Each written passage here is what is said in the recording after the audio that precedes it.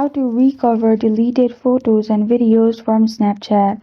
Hi everyone, I'm here to assist you today without any delay. Let's jump right in.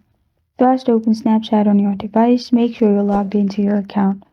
Then click on your profile at the top left corner of your screen. Here, click on the gear icon at the top right. After that, scroll down and click on My Privacy and Data. Then, simply click on My Data at the top. After you've clicked on My Data at the top, you will find this kind of screen pop up. Here, click on Export Your Memories. Now press on Request Only Memories.